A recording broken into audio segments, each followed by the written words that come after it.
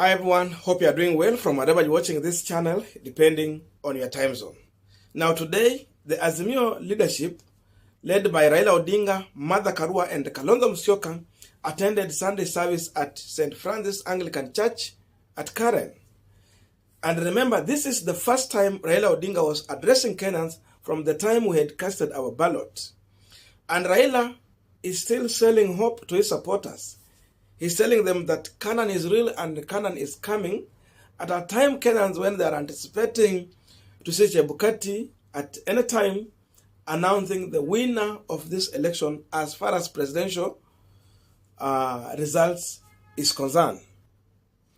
Because now we are on the race to 291. It has just remained with a very little. So I wanted to listen to Raila Odinga shortly. Then after this, we will continue with this conversation, though Raila updated nothing on his social media handles. Came here to bid our farewell. But then you continue with life.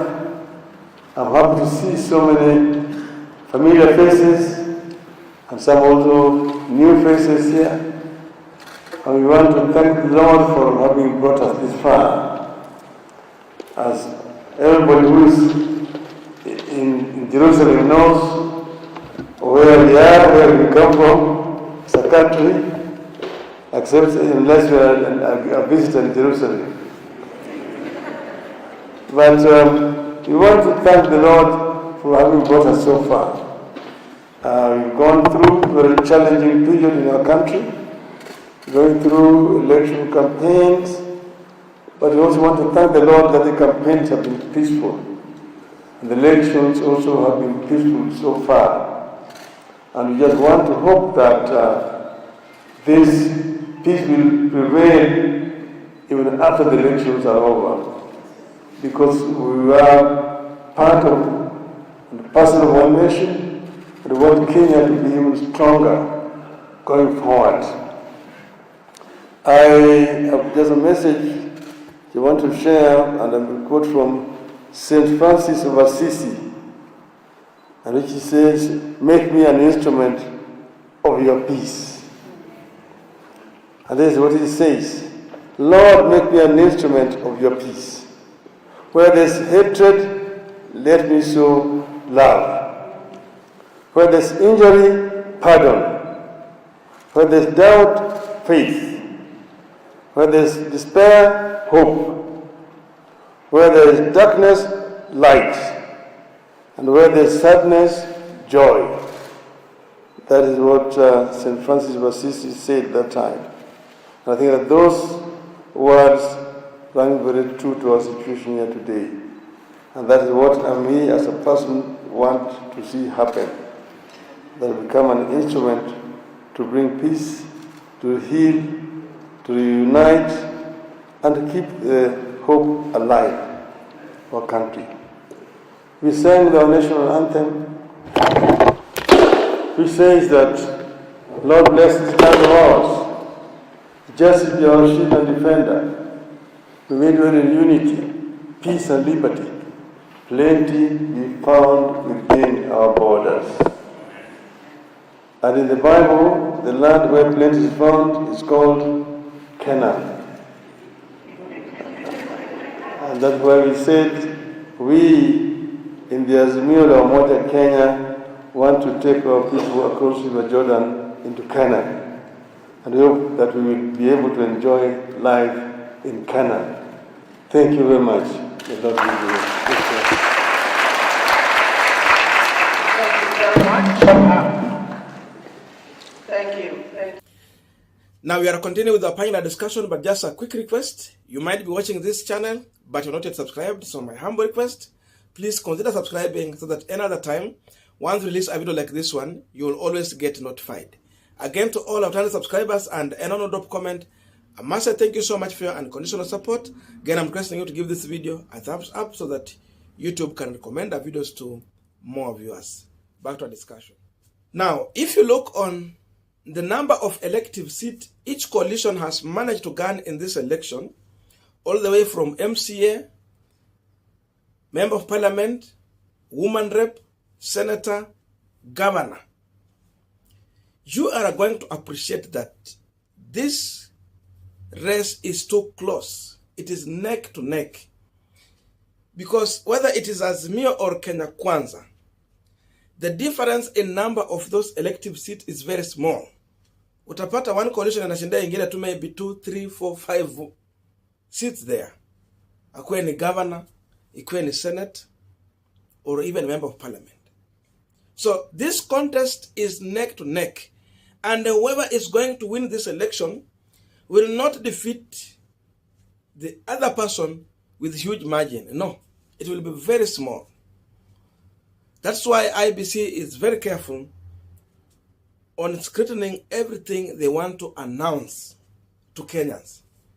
Because this is the most hot contested, and the rest that has actually made it so much hard to predict who is going to be the winner of this election. But what we appreciate is that whatever is going to matter in this election is the remaining constituencies that has not yet maybe announced or displayed. That is what is going to matter in this election, or in the remaining time as IEBC conclude on their results. It's going to depend on what they have not yet announced, where that vote is going to come from. If it is from William Samoei Ruto's stronghold, so that will be the verdict. If it is going to be from where Raila Odinga is commanding numbers, then that will be the verdict working in his favor. That's the only thing remaining here. So we are waiting to see how it will turn out. But that is the fact. Unlike the 2007 general election, anything can happen. Because you might find that in this election, another Tharaka-Nithi thing can happen. The new Tharaka-Nithi can also happen here. Because what matters is the last vote, where it is going to go. Raila or William Samoei Ruto. That alone is going to define the next president of the Republic of Kenya. If you look on the Kenya Kwanza side, they still believe that they have won. You look at Azimio, they are in high spirits. They believe that this contest, it is theirs. And the victory is in their hand. So we are going to wait and see. Mimi sina majibu vile watu wanauliza hapa. We are all waiting to see the final results. Because everyone is promising that they have won this election. Another thing that is very clear here is that already there will be a contest at the Supreme Court as far as this election is concerned. Wakuwe ni watu wa Ruto ukiangalia wamejipanga sana. They are ready for it. Ukiangalia Azimio, wanakuanga always ready. So, unlike what we saw yesterday, there is also a little different situation here. Because if what was happening yesterday was going to continue today, then the truth of the matter is that we were heading to constitutional crisis in this election. Chebukati will not manage to announce the winner within the timeline in the Constitution of Kenya if what was happening yesterday was going to be entertained today. But because it was stopped, the GSU officers were called in and they took over that building. They have safeguarded it to make sure that the counting, the verification is quick and smooth. Because unlike yesterday, you see, to some extent, you are to allow the politics to take center stage, the drama to play, where now politicians are exchanging. People comes in with the ballot papers. They're even exchanging with the IEBC officials there. The noise comes in. Then you allow the drama to play after it has settled, and you continue with the work. Look at that. So that was going to derail this situation. I think the issue of bringing in the GSU officer has helped to make sure that they are not going into crisis. Because timeline matters in this election. At one point, Senator Orengo, Charity Ngilu, and the Azimio team, I saw they were blocked from the main gate of Bomas of Kenya when they were trying to enter. Kuna watu wamesema sijui walifukuzwa. No. Later they were allowed from the main gate. Ile imebaki ni kama walikubaliwa kuingia kwa hiyo last gate. But from the time I was recording, they were already allowed in to enter because they had all the accreditation to access that building. We are going to wait and see how things are going to turn. But we will keep on updating if there is anything new to share with you guys here. But if you also have anything you want us to share here, you can reach out to me through my number that I always put in the description box. So you can get it there, or you can reach out to me on 0795 95 80 63. That's my number. You can reach out to me. So we still wait to see. Watu wa Azimio wanashinda wakiuliza maswali. Nani ameshinda? Kura zimefikia wapi?